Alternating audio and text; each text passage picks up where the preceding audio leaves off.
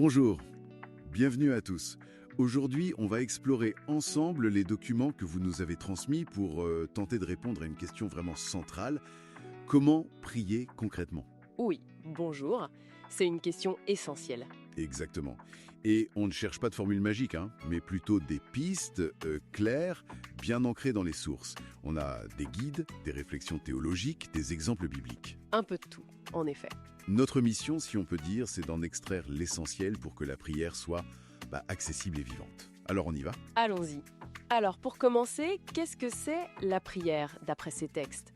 Ce qui ressort tout de suite, c'est que ce n'est pas juste réciter des mots ou une sorte d'obligation, quoi. Ah non, pas du tout une corvée alors. Non, c'est plutôt présenté comme un dialogue, un cœur à cœur avec Dieu.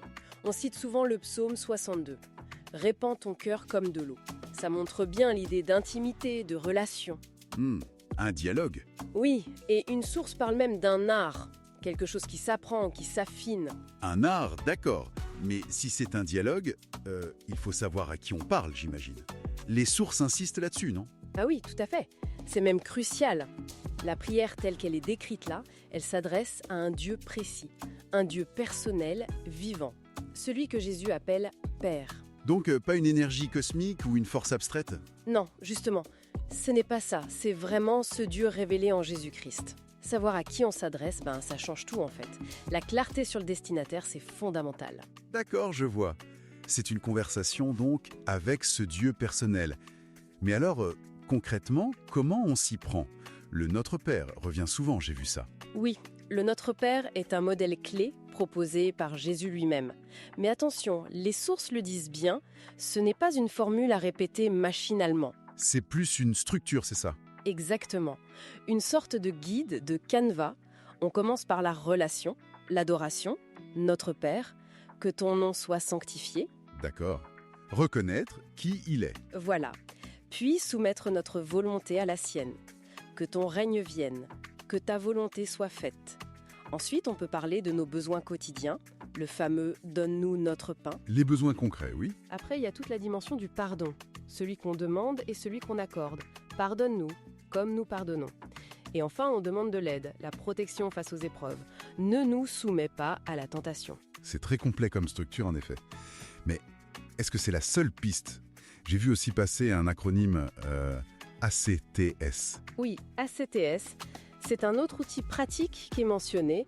A pour adoration, C pour confession, T pour Thanksgiving, le remerciement, et S pour supplication, la demande. Ah oui. Ce qui est intéressant avec ces modèles, que ce soit le Notre Père ou ACTS, c'est qu'ils cherchent un équilibre, tu vois. Ils nous rappellent de ne pas seulement venir avec notre liste de courses, si on peut dire, mais d'intégrer aussi l'adoration, la reconnaissance de nos erreurs, la gratitude. L'important, c'est vraiment la sincérité du cœur. Pas besoin d'être éloquent ou de faire de longues phrases, on peut utiliser ses propres mots, prier en silence, peu importe la forme au fond. C'est la sincérité qui prime.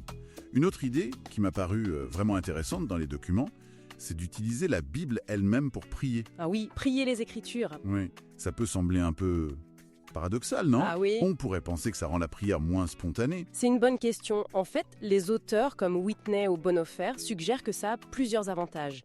D'abord, oui, ça aide à se concentrer, mais surtout, ça nous donne l'assurance qu'on prie des choses qui sont alignées avec ce que Dieu veut, avec ce qu'il a déjà révélé. Ah, d'accord. Ça renforce la confiance en quelque sorte. Exactement. On ne prie plus dans le vide, mais en écho à la parole de Dieu. On peut prier à partir des psaumes, s'inspirer des prières de Paul, s'appuyer sur les promesses divines. C'est une piste très riche, ça. Et ça nous amène à cette question de l'efficacité. On lit dans Jacques que la prière fervente du juste a une grande efficacité.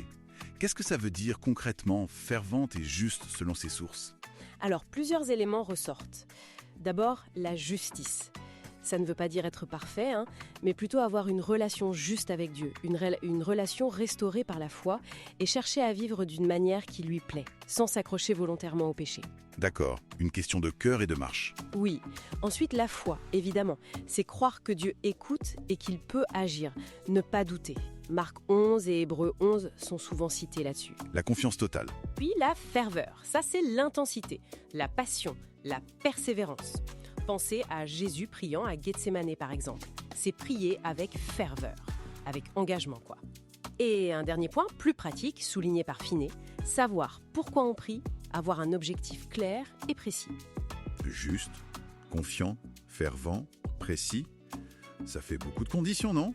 Ce sont plutôt des clés, des aspects d'une prière qui est, disons, alignée avec Dieu. Mais tout cela découle de la relation avec lui. D'accord. Donc on a ces moments de prière, structurés, parfois intenses, mais il y a aussi cette autre dimension qui est mentionnée, une sorte de communication continue. Oui, tout à fait.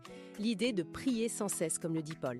Les sources l'interprètent moins comme parler non-stop, évidemment, Oui, ce serait difficile. mais plutôt comme cultiver une attitude, une conscience constante de la présence de Dieu, une dépendance envers lui tout au long de la journée. C'est une sorte de dialogue intérieur permanent, une communion qui colore toute notre vie. Ah, donc la prière n'est pas juste un acte ponctuel, mais aussi un état d'esprit, une relation vécue au quotidien. Exactement. C'est cette conviction intérieure, qu'elle soit exprimée par des mots ou non, voir la vie comme vécue devant Dieu et avec lui. Bon, si on essaie de résumer un peu notre exploration de ces documents, pour prier concrètement, l'invitation c'est d'entrer dans un dialogue sincère, personnel, avec le Dieu de la Bible. Oui, et on a vu que des modèles comme le Notre Père ou l'acronyme ACTS peuvent nous aider à structurer ce dialogue, et que prier avec les Écritures peut vraiment l'enrichir et l'affermir. Et l'efficacité, elle découle d'un cœur qui cherche Dieu sincèrement, qui lui fait confiance et qui persévère dans la prière. C'est ça, et ça nous laisse peut-être avec une question pour aller plus loin, une réflexion personnelle, si la prière c'est aussi cet état de communion sans cesse, cette conscience de Dieu, comment est-ce qu'on peut cultiver ça activement au milieu de nos journées souvent bien remplies? Comment maintenir ce dialogue intérieur? C'est une excellente question pour continuer à cheminer. Voilà une belle piste de réflexion. Merci beaucoup d'avoir partagé cette analyse avec nous. Merci à vous. Et merci à vous qui nous avez écoutés. Pour poursuivre la réflexion ou découvrir d'autres analyses, n'hésitez pas à explorer nos contenus et, pourquoi pas, à vous abonner sur PFM. Prenez soin de vous et à bientôt.